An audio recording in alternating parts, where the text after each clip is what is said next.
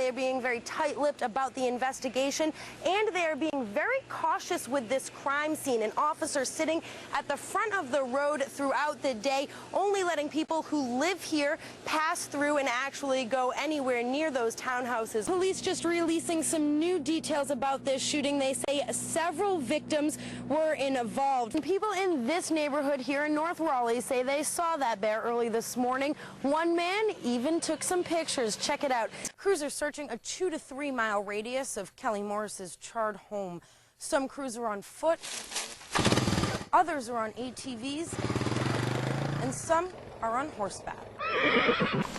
Crews are searching through the woods, along dirt roads, and around the edges of ponds. But right now, they're not dragging any of the ponds in the area. Search officials say it's not necessary. Tonight, some church members obviously hurt and sad over what happened. Right now, police are not calling Pastor Wynn a suspect, but a person of interest. People against this annexation have actually formed a coalition, and they said this whole situation has started on a false premise. Definitely an exciting night out here in Chapel Hill. These fans definitely have a lot to celebrate tonight. Those fans are not going to give up until the very end. Thousands of fans in there right now watching the final seconds of that game. Many, unfortunately, tonight will probably go home disappointed. Woo! They came early and with high expectations. We're going to win the whole thing. And they settled in at the Dean Dome for one of college basketball's biggest nights.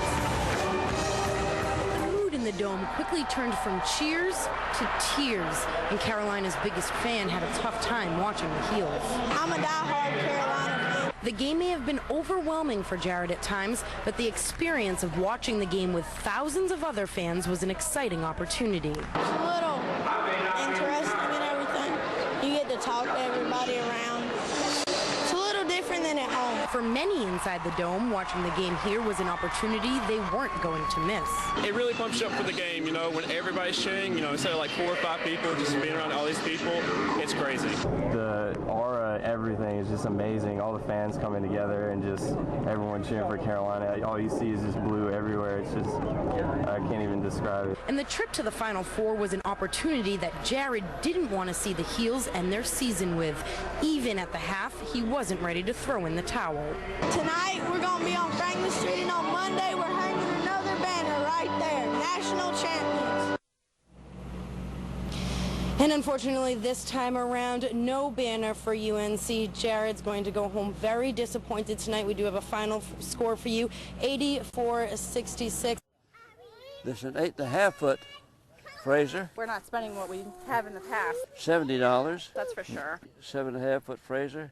$62. We're careful of what we're spending throughout the year. It's lower price because it's got some defects in it. So we can try to blow it out during Christmas season. Fraser, 8-foot, $62. Have to have a real tree. Oh, no way. That and food. For Christmas, tradition wins, even in a troubled economy. The Christmas tree is a central part of the Christmas celebration. For many families, there may be less gifts under the tree, but one place many of them aren't skimping is on that actual Christmas tree. As of now, I don't know whether I have any concerns or not because sales have been going about the same as they were last year. That's because you want that one? Yeah. Some traditions Christmas trees, huh? Go follow your brother. just can't be touched. Is the star gonna go up top, huh? Yeah. But where you find your tree When I grew up, we would always go down to Granddad's farm below Charlotte and pick out our Christmas tree. is sometimes different. This is sort of a way that we can get back and go out and have the same experience. The grandmother's house we go? No matter how long it takes to find the right tree, I don't know, like maybe half an hour or something. in the end, spending time Maybe an hour or an hour and a half. with family is what counts. Maybe Christmas. In Raleigh, I'm Liz Kravitz, NBC 17 News. It's a landmark. I've been coming here since it opened. People waited in line to experience one last time. Real kind of a homey, fun feeling here. And after their last lunch, it was delicious as always. It was hugs all around. Give me a hug, Joey. There's nothing that can replace Joe's. Because Joe's Place was about more than the food. There you go. And the service. It's the friendliest service I've ever had in any restaurant. It's about Joe. Joe has touched a lot of people.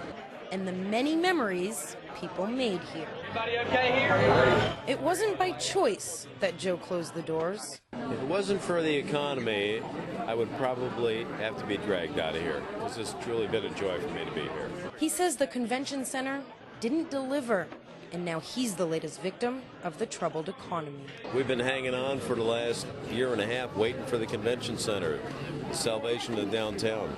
It just isn't the case right now. The evidence is here. Joe made an impact on this community. And while he's sad to see it go, his friends are also at a loss for what to do.